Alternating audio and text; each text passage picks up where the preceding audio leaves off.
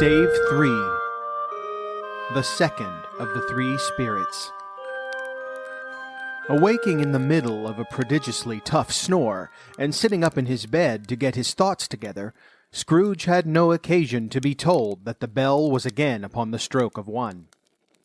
He felt that he was restored to consciousness in the right nick of time for the especial purpose of holding a conference with the second messenger dispatched to him through Jacob Marley's intervention. But finding that he turned uncomfortably cold when he began to wonder which of his curtains this new spectre would draw back, he put them every one aside with his own hands, and lying down again, established a sharp lookout all round the bed. For he wished to challenge the spirit on the moment of its appearance, and did not wish to be taken by surprise and made nervous. Gentlemen of the free and easy sort, who plume themselves on being acquainted with a move or two, and being usually equal to the time of day, express the wide range of their capacity for adventure by observing that they are good for anything from pitch and toss to manslaughter, between which opposite extremes, no doubt, there lies a tolerably wide and comprehensive range of subjects. Without venturing for Scrooge quite as heartily as this, I don't mind calling on you to believe that he was ready for a good broad field of strange appearances, and that nothing between a baby and a rhinoceros would have astonished him very much.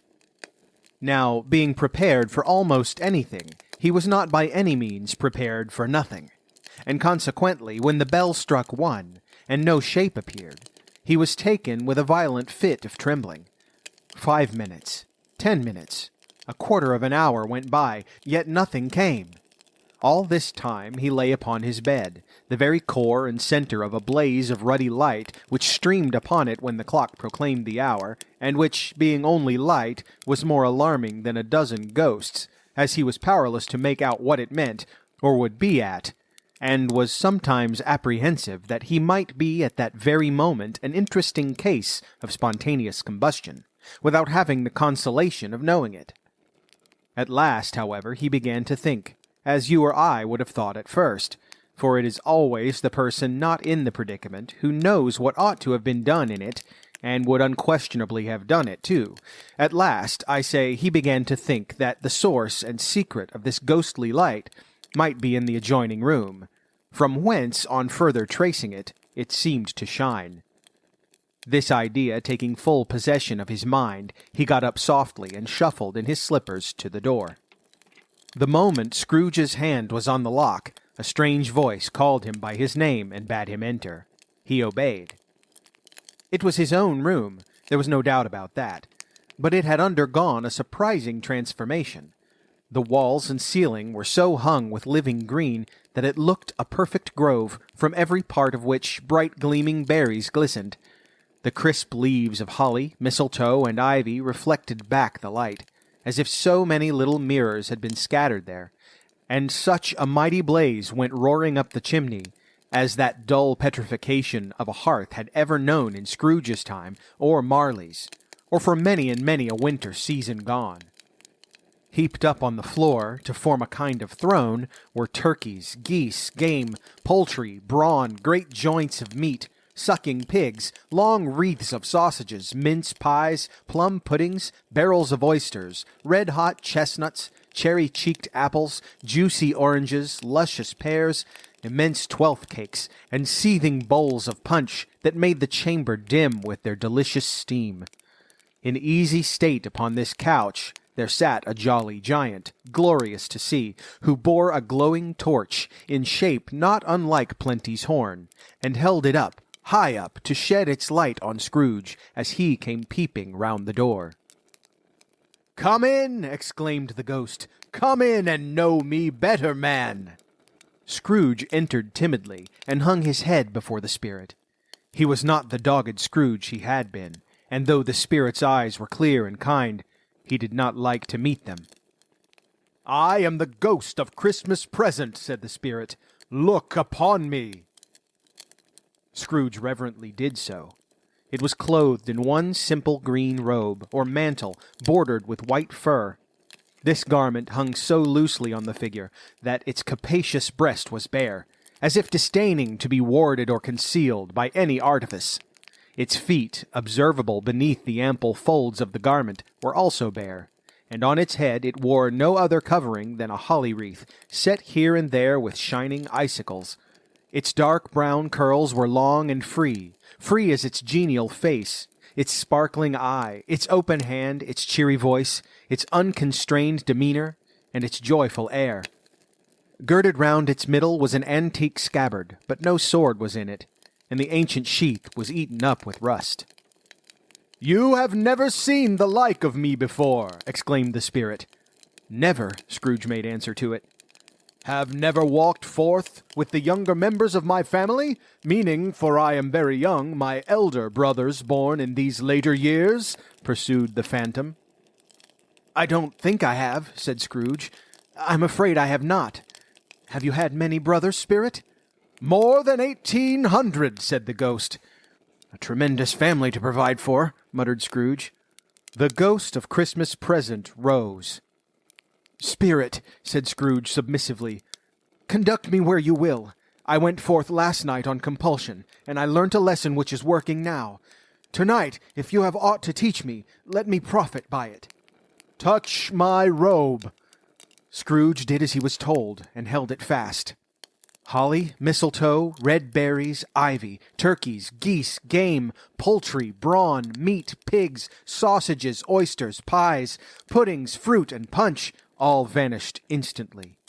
So did the room, the fire, the ruddy glow, the hour of night, as they stood in the city streets on Christmas morning, where, for the weather was severe, the people made a rough but brisk and not unpleasant kind of music, in scraping the snow from the pavement in front of their dwellings, and from the tops of their houses, whence it was mad delight to the boys to see it come plumping down into the road below, and splitting into artificial little snowstorms. The house fronts looked black enough, and the windows blacker, contrasting with the smooth white sheet of snow upon the roofs, and with the dirtier snow upon the ground, which last deposit had been ploughed up in deep furrows by the heavy wheels of carts and wagons, furrows that crossed and recrossed each other hundreds of times where the great streets branched off and made intricate channels, hard to trace in the thick yellow mud and icy water. The sky was gloomy, and the shortest streets were choked up with a dingy mist, half thawed, half frozen, whose heavier particles descended in a shower of sooty atoms, as if all the chimneys in Great Britain had, by one consent, caught fire, and were blazing away to their dear heart's content. There was nothing very cheerful in the climate or the town, and yet there was an air of cheerfulness abroad that the clearest summer air and brightest summer sun might have endeavored to diffuse in vain. For the people who were shoveling away on the housetops were jovial and full of glee, calling out to one another from the parapets, and now and then exchanging a facetious snowball, better-natured missile far than many a wordy jest, laughing heartily if it went right, and not less heartily if it went wrong. The poulterers' shops were still half open, and the fruiterers were radiant in their glory. There were great, round, pot-bellied baskets of chestnuts, shaped like the waistcoats of jolly old gentlemen, lolling at the doors and tumbling out into the streets in their apoplectic opulence. There were ruddy, brown-faced, broad-girthed Spanish onions, shining in the fatness of their growth like Spanish friars, and winking from their shelves in wanton slyness at the girls as they went by, and glanced demurely at the hung-up mistletoe. There were pears and apples clustered high in blooming pyramids. There were bunches of grapes made in shopkeepers' benevolence to dangle from conspicuous hooks that people's mouths might water gratis as they passed. There were piles of filberts, mossy and brown, recalling in their fragrance ancient walks among the woods and pleasant shufflings ankle-deep through withered leaves. There were Norfolk biffins, squat and swarthy, setting off the yellow of the oranges and lemons, and in the great compactness of their juicy persons, urgently entreating and beseeching to be carried home in paper bags and eaten after dinner. The very gold and silver fish set forth among these choice fruits in a bowl, though members of a dull and stagnant-blooded race, appeared to know that there was something going on, and to a fish went gasping round and round their little world in slow and passionless excitement. The grocers, oh, the grocers, nearly closed, with perhaps 2 shutters down, or 1, but through those gaps such glimpses. It was not alone that the scales descending on the counter made a merry sound, or that the twine and roller parted company so briskly, or that the canisters were rattled up and down like juggling tricks, or even the blended scents of tea and coffee were so grateful to the nose, or even that the raisins were so plentiful and rare, the almonds so extremely white, the sticks of cinnamon so long and straight, the other spices so delicious, the candied fruits so caked and spotted with molten sugar as to make the coldest lookers-on feel faint and subsequently bilious. Nor was it that the figs were moist and pulpy, or that the French plums blushed in modest tartness from their highly decorated boxes, or that everything was good to eat and in its Christmas dress.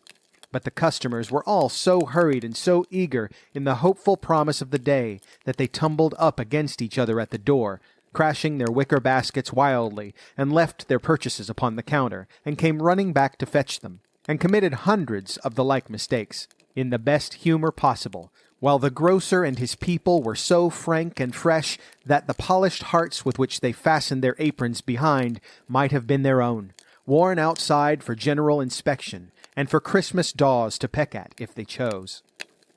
But soon the steeples called good people all to church and chapel, and away they came, flocking through the streets in their best clothes, and with their gayest faces. And at the same time there emerged from scores of by-streets, lanes, and nameless turnings innumerable people, carrying their dinners to the bakers' shops. The sight of these poor revellers appeared to interest the spirit very much, for he stood with Scrooge beside him in a baker's doorway, and taking off the covers as their bearers passed, sprinkled incense on their dinners from his torch. And it was a very uncommon kind of torch, for once or twice, when there were angry words between some dinner carriers who had jostled each other, he shed a few drops of water on them from it, and their good humor was restored directly. For they said it was a shame to quarrel upon Christmas Day. And so it was. God love it, so it was. In time the bells ceased, and the bakers were shut up, and yet there was a genial shadowing forth of all these dinners and the progress of their cooking, in the thawed blotch of wet above each baker's oven, where the pavement smoked as if its stones were cooking too. "Is there a peculiar flavor in what you sprinkle from your torch?" asked Scrooge. "There is. My own." "Would it apply to any kind of dinner on this day?" asked Scrooge. "To any kindly given. To a poor one most." "Why to a poor one most?" asked Scrooge. "Because it needs it most."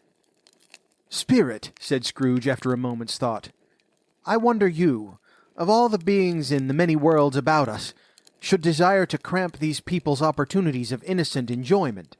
"Aye," cried the spirit, "you would deprive them of their means of dining every 7th day, often the only day on which they can be said to dine at all," said Scrooge. "Wouldn't you?" "Aye," cried the spirit. "You seek to close these places on the 7th day," said Scrooge, "and it comes to the same thing." "I seek!" exclaimed the spirit. "Forgive me if I am wrong. It has been done in your name, or at least in that of your family," said Scrooge. "There are some upon this earth of yours," returned the spirit, "who lay claim to know us, and who do their deeds of passion, pride, ill will, hatred, envy, bigotry, and selfishness in our name, who are as strange to us and all our kith and kin as if they had never lived. Remember that, and charge their doings on themselves, not us." Scrooge promised that he would, and they went on invisible, as they had been before, into the suburbs of the town. It was a remarkable quality of the ghost, which Scrooge had observed at the baker's, that notwithstanding his gigantic size, he could accommodate himself to any place with ease, and that he stood beneath a low roof quite as gracefully and like a supernatural creature as it was possible he could have done in any lofty hall. And perhaps it was the pleasure the good spirit had in showing off this power of his, or else it was his own kind, generous, hearty nature, and his sympathy with all poor men, that led him straight to Scrooge's clerks, for there he went. He took Scrooge with him, holding to his robe, and on the threshold of the door the spirit smiled, and stopped to bless Bob Cratchit's dwelling with the sprinkling of his torch. Think of that! Bob had but 15 bob a week himself. He pocketed on Saturdays but 15 copies of his Christian name, and yet the ghost of Christmas present blessed his 4-roomed house. Then up rose Mrs. Cratchit, Cratchit's wife, dressed out but poorly in a twice-turned gown, but brave in ribbons, which are cheap and make a goodly show for 6pence, and she laid the cloth, assisted by Belinda Cratchit, second of her daughters, also brave in ribbons, while Master Peter Cratchit plunged a fork into the saucepan of potatoes, and getting the corners of his monstrous shirt-collar, Bob's private property, conferred upon his son and heir in honor of the day, into his mouth, rejoiced to find himself so gallantly attired, and yearned to show his linen in the fashionable parks. And now 2 smaller Cratchits, boy and girl, came tearing in, screaming that outside the baker's they had smelt the goose, and known it for their own. And basking in luxurious thoughts of sage and onion, these young Cratchits danced about the table, and exalted Master Peter Cratchit to the skies, while he, not proud although his colours nearly choked him, blew the fire, until the slow potatoes bubbling up knocked loudly at the saucepan lid to be let out and peeled. "What has ever got your precious father, then?" said Mrs. Cratchit, "and your brother, Tiny Tim, and Martha warn't as late last Christmas by half an hour." "Here's Martha, mother," said a girl, appearing as she spoke. "Here's Martha, mother," cried the 2 young Cratchits. "Hurrah, there's such a goose, Martha!" "Why, bless your heart alive, my dear, how late you are," said Mrs. Cratchit, kissing her a dozen times, and taking off her shawl and bonnet for her with officious zeal. "We'd a deal of work to finish up last night," replied the girl, "and had to clear away this morning, mother." "Well, never mind so long as you are come," said Mrs. Cratchit. "Sit ye down before the fire, my dear, and have a warm, Lord bless ye." "No, no, there's father coming," cried the 2 young Cratchits, who were everywhere at once. "Hide, Martha, hide!" So Martha hid herself, and in came little Bob, the father, with at least 3 feet of comforter exclusive of the fringe hanging down before him, and his threadbare clothes darned up and brushed to look seasonable, and Tiny Tim upon his shoulder. Alas for Tiny Tim, he bore a little crutch, and had his limbs supported by an iron frame. "Why, where's our Martha?" cried Bob Cratchit, looking round. "Not coming," said Mrs. Cratchit. "Not coming," said Bob, with a sudden declension in his high spirits, for he had been Tim's blood horse all the way from church, and had come home rampant. "Not coming upon Christmas Day!"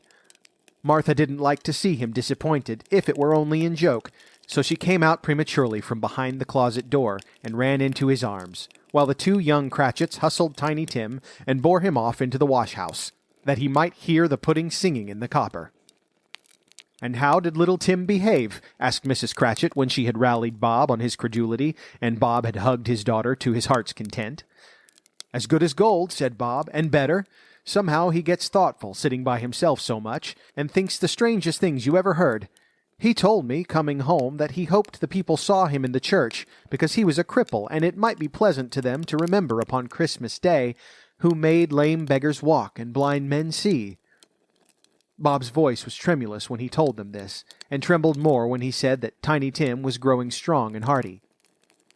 His active little crutch was heard upon the floor, and back came Tiny Tim before another word was spoken, escorted by his brother and sister to his stool before the fire.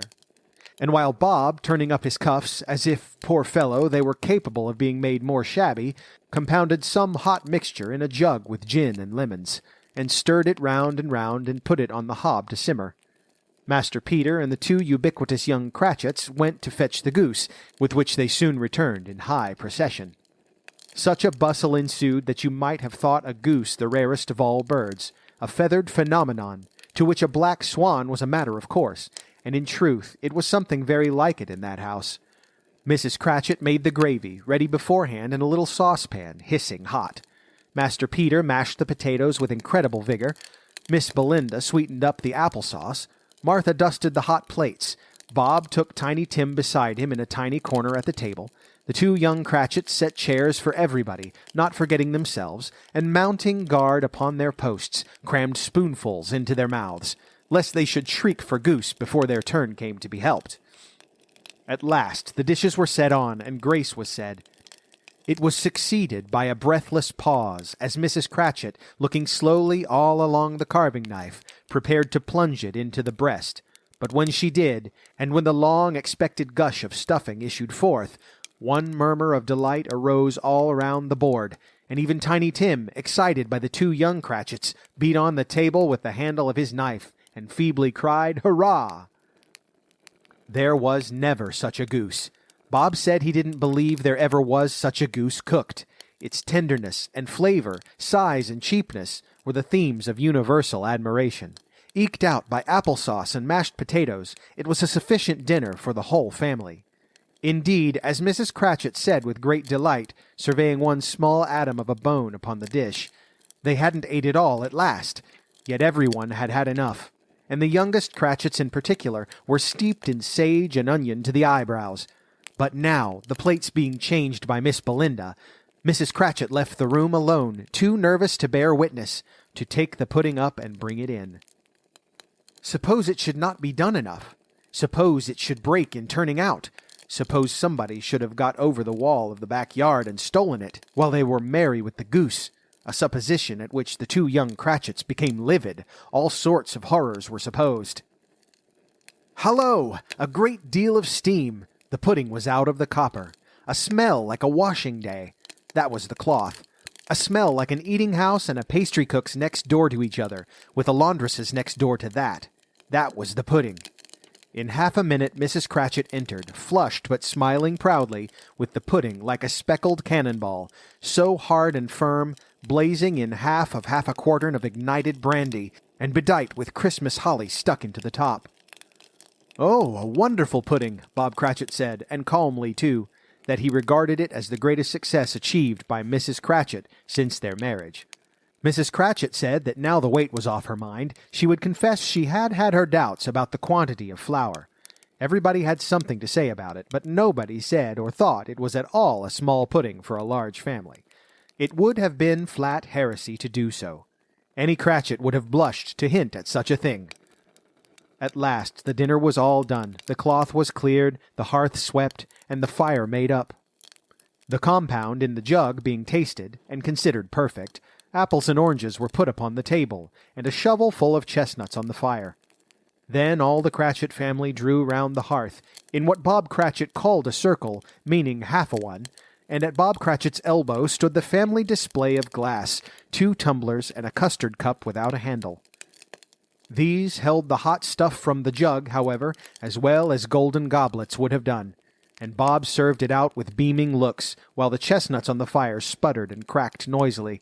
Then Bob proposed, "A Merry Christmas to us all, my dears. God bless us," which all the family re-echoed. "God bless us, every one," said Tiny Tim, the last of all. He sat very close to his father's side upon his little stool. Bob held his withered little hand in his, as if he loved the child and wished to keep him by his side, and dreaded that he might be taken from him. "Spirit," said Scrooge, with an interest he had never felt before, "tell me if Tiny Tim will live." "I see a vacant seat," replied the ghost, "in the poor chimney corner, and a crutch without an owner, carefully preserved. If these shadows remain unaltered by the future, the child will die." "No, no," said Scrooge. "Oh, no, kind spirit, say he will be spared." "If these shadows remain unaltered by the future, none other of my race," returned the ghost, "will find him here. What then? If he be like to die, he had better do it, and decrease the surplus population." Scrooge hung his head to hear his own words quoted by the spirit, and was overcome with penitence and grief. "Man," said the ghost, "if man you be in heart, not adamant, forbear that wicked cant until you have discovered what the surplus is, and where it is. Will you decide what men shall live, what men shall die? It may be that in the sight of heaven you are more worthless and less fit to live than millions like this poor man's child. O God, to hear the insect on the leaf pronouncing on the too much life among his hungry brothers in the dust." Scrooge bent before the ghost's rebuke, and trembling cast his eyes upon the ground, but he raised them speedily on hearing his own name. "Mr. Scrooge," said Bob, "I'll give you Mr. Scrooge, the founder of the feast." "The founder of the feast, indeed," cried Mrs. Cratchit, reddening. "I wish I had him here. I'd give him a piece of my mind to feast upon, and I hope he'd have a good appetite for it." "My dear," said Bob, "the children, Christmas Day." "It should be Christmas Day, I'm sure," said she, "on which one drinks the health of such an odious, stingy, hard, unfeeling man as Mr. Scrooge. You know he is, Robert. Nobody knows it better than you do, poor fellow." "My dear," said Bob's mild answer, "Christmas Day." "I'll drink his health for your sake and the day's," said Mrs. Cratchit, "not for his. Long life to him, a Merry Christmas and a Happy New Year. He'll be very merry and very happy, I have no doubt." The children drank the toast after her. It was the first of their proceedings which had no heartiness. Tiny Tim drank it last of all, but he didn't care twopence for it. Scrooge was the ogre of the family. The mention of his name cast a dark shadow on the party, which was not dispelled for full 5 minutes. After it had passed away, they were 10 times merrier than before, from the mere relief of Scrooge the baleful being done with. Bob Cratchit told them how he had a situation in his eye for Master Peter, which would bring in, if obtained, full 5 and 6 weekly. The 2 young Cratchits laughed tremendously at the idea of Peter's being a man of business, and Peter himself looked thoughtfully at the fire from between his collars, as if he were deliberating what particular investments he should favor when he came into the receipt of that bewildering income. Martha, who was a poor apprentice at a milliner's, then told them what kind of work she had to do, and how many hours she worked at a stretch, and how she meant to lie abed tomorrow morning for a good long rest, tomorrow being a holiday she passed at home. Also how she had seen a countess and a lord some days before, and how the lord was much about as tall as Peter, at which Peter pulled up his collar so high that you couldn't have seen his head if you had been there. All this time the chestnuts and the jug went round and by they had a song about a lost child travelling in the snow from Tiny Tim, who had a plaintive little voice and sang it very well indeed. There was nothing of high mark in this. They were not a handsome family. They were not well dressed, their shoes were far from being waterproof, their clothes were scanty, and Peter might have known, and very likely did, the inside of a pawnbroker's. But they were happy, grateful, pleased with one another, and contented with the time. And when they faded, and looked happier yet in the bright sprinklings of the spirit's torch at parting, Scrooge had his eye upon them, and especially on Tiny Tim, until the last. By this time it was getting dark, and snowing pretty heavily. And as Scrooge and the spirit went along the streets, the brightness of the roaring fires in the kitchens, parlors, and all sorts of rooms was wonderful. Here the flickering of the blaze showed preparations for a cozy dinner, with hot plates baking through and through before the fire, and deep red curtains ready to be drawn and shut out cold and darkness. There all the children of the house were running out into the snow to meet their married sisters, brothers, cousins, uncles, aunts, and be the first to greet them. Here again were shadows on the window blind of guests assembling, and there a group of handsome girls, all hooded and fur-booted, and all chattering at once, tripped lightly off to some near neighbor's house, where, woe upon the single man who saw them enter, artful witches, well they knew it, in a glow. But if you had judged from the numbers of people on their way to friendly gatherings, you might have thought that no one was at home to give them welcome when they got there, instead of every house expecting company and piling up its fires half chimney high. Blessings on it, how the ghost exulted, how it bared its breadth of breast, and opened its capacious palm and floated on, outpouring with a generous hand its bright and harmless mirth on everything within its reach.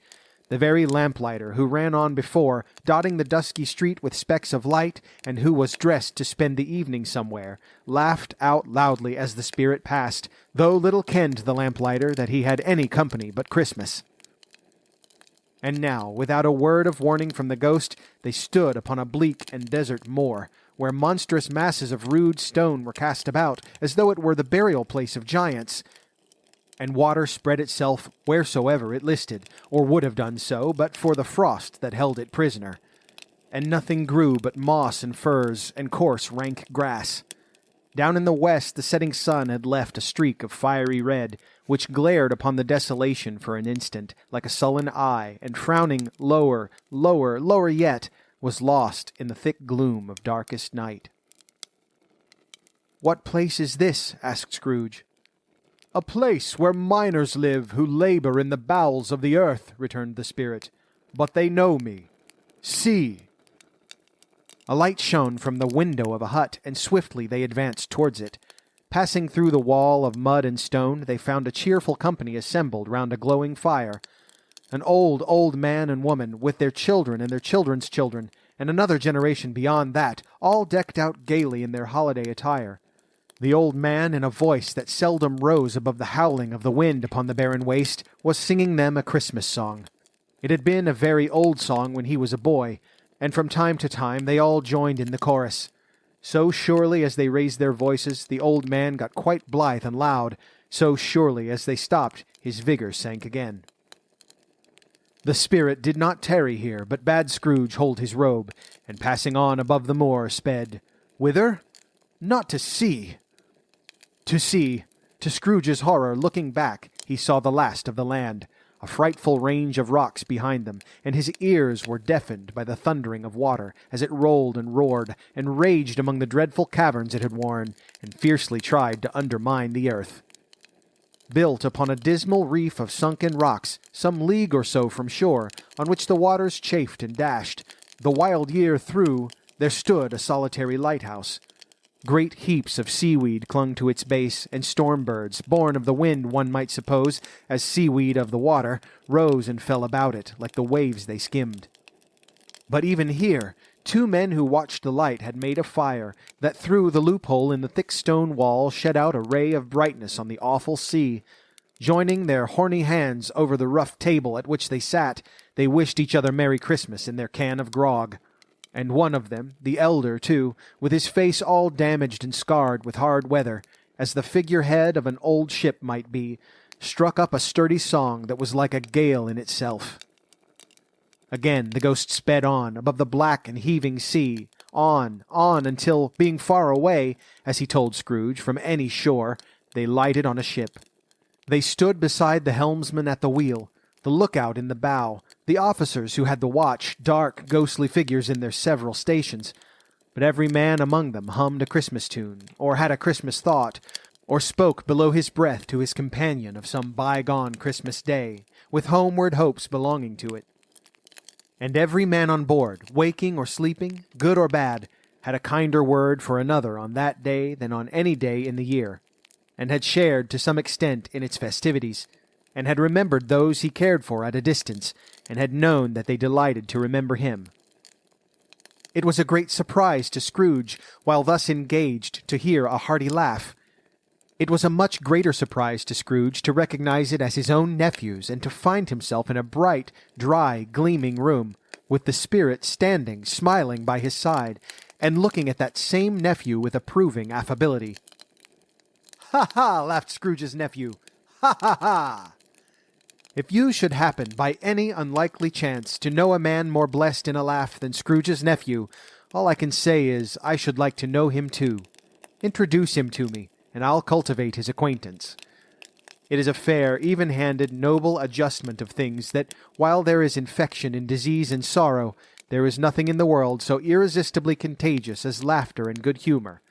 When Scrooge's nephew laughed in this way, holding his sides, rolling his head, and twisting his face into the most extravagant contortions, Scrooge's niece, by marriage, laughed as heartily as he, and their assembled friends, being not a bit behindhand, roared out lustily. "Ha, ha! Ha, ha, ha, ha!" "He said that Christmas was a humbug, as I live!" cried Scrooge's nephew. "He believed it, too!" "More shame for him, Fred," said Scrooge's niece indignantly. "Bless those women, they never do anything by halves. They are always in earnest."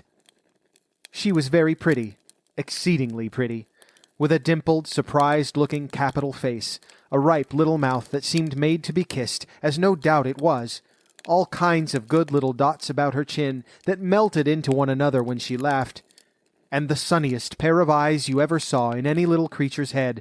Altogether she was what you would have called provoking, you know. But satisfactory, too. Oh, perfectly satisfactory. "He's a comical old fellow," said Scrooge's nephew. "That's the truth, and not so pleasant as he might be. However, his offices carry their own punishment, and I have nothing to say against him." "I'm sure he is very rich, Fred," hinted Scrooge's niece. "At least you always tell me so." "What of that, my dear?" said Scrooge's nephew. "His wealth is of no use to him. He don't do any good with it. He don't make himself comfortable with it.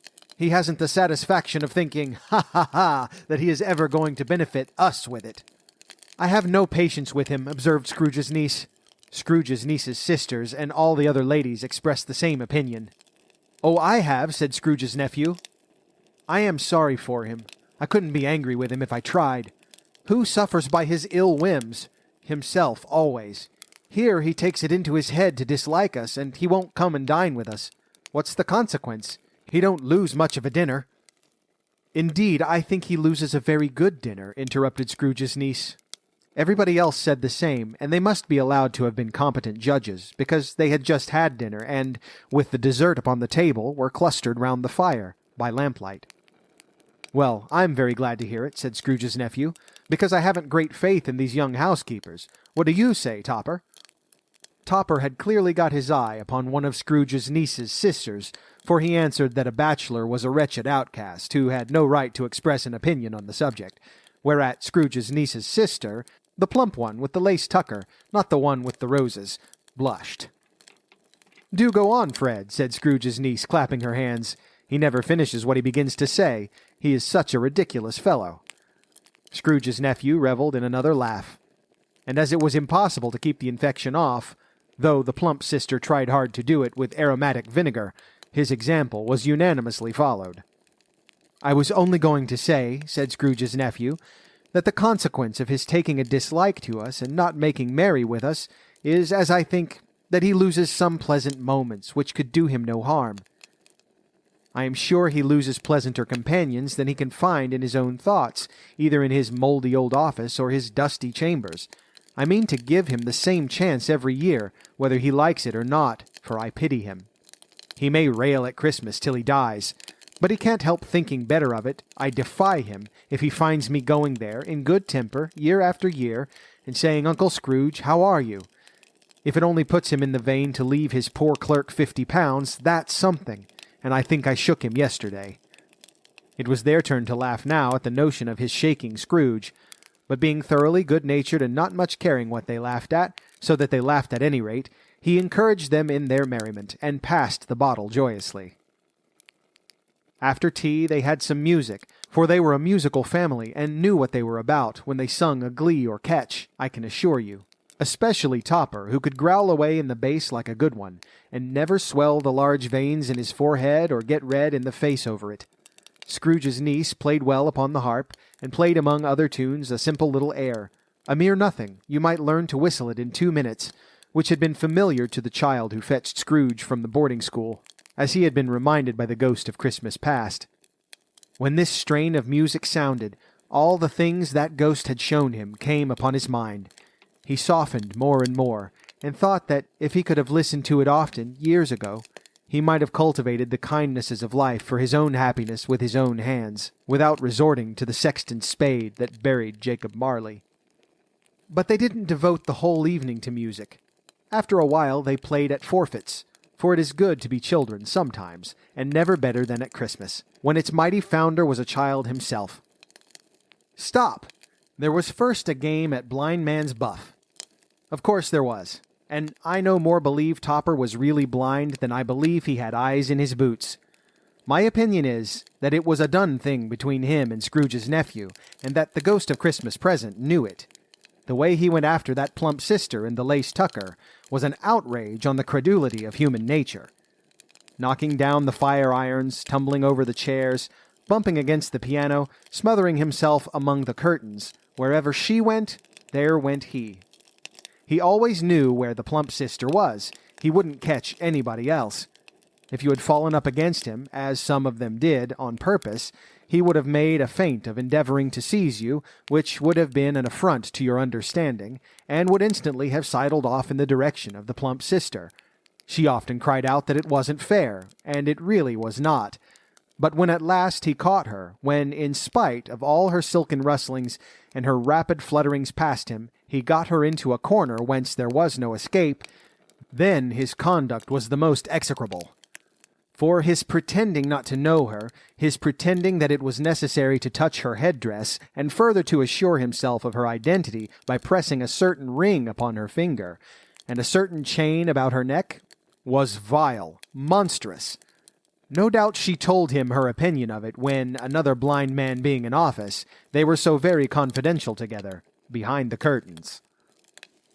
Scrooge's niece was not one of the blind man's buff party, but was made comfortable with a large chair and a footstool in a snug corner, where the ghost and Scrooge were close behind her. But she joined in the forfeits, and loved her love to admiration with all the letters of the alphabet.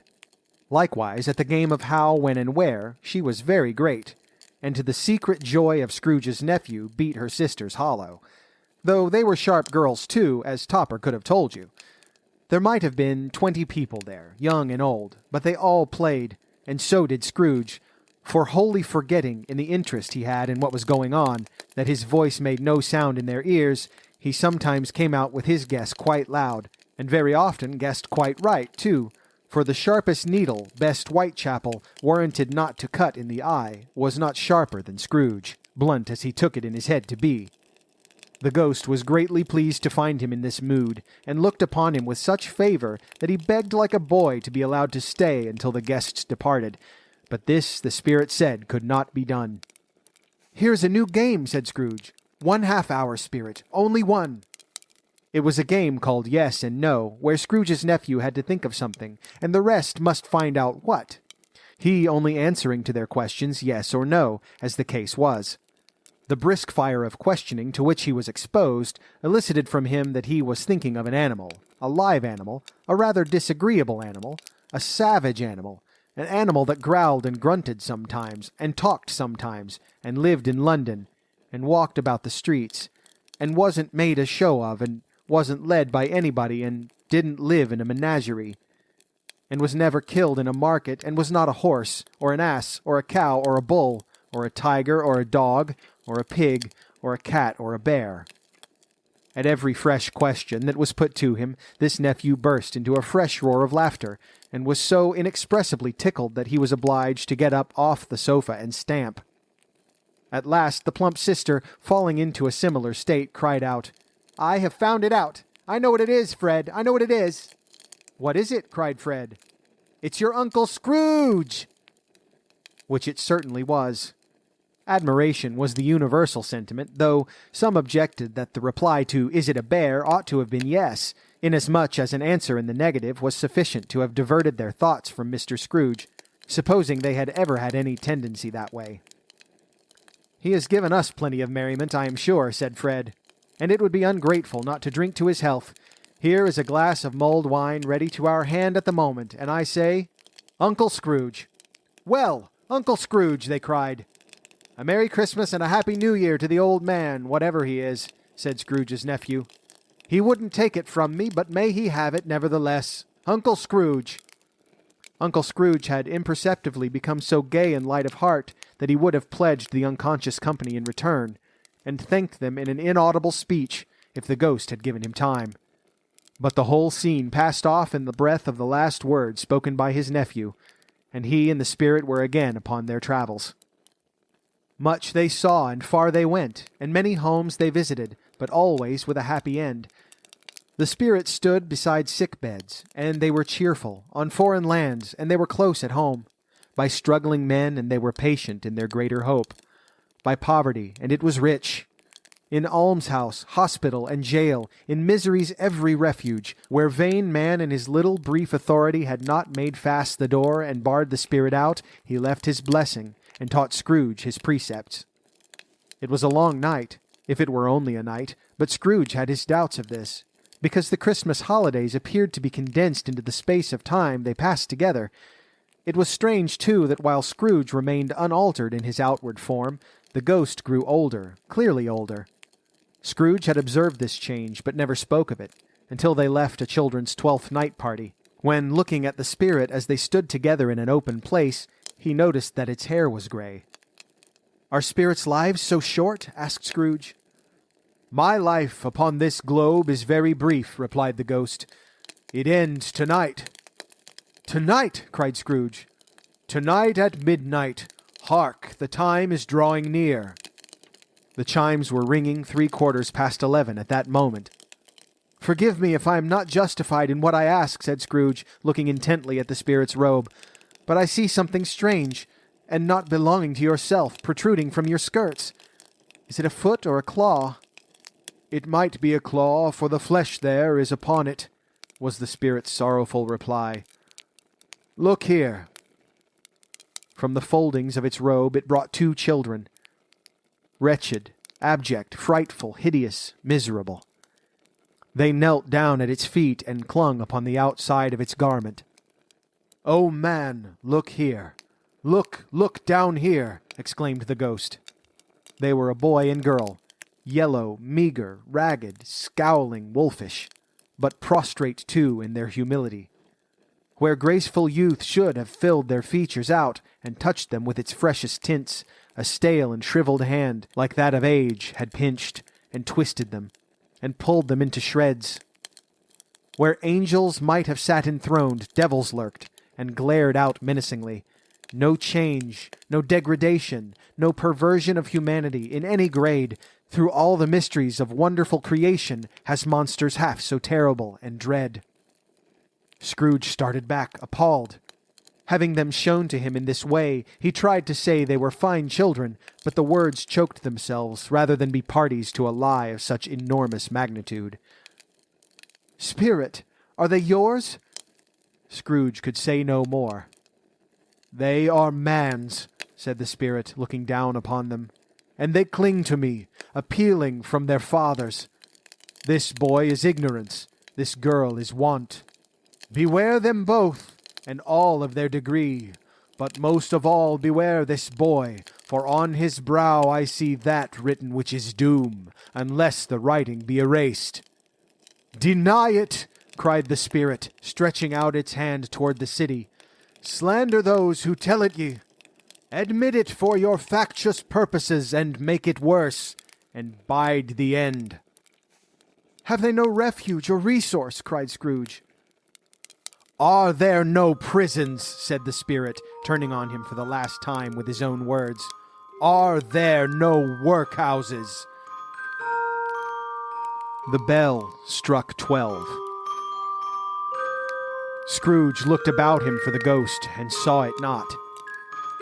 As the last stroke ceased to vibrate, he remembered the prediction of old Jacob Marley, and lifting up his eyes beheld a solemn phantom, draped and hooded, coming like a mist along the ground towards him.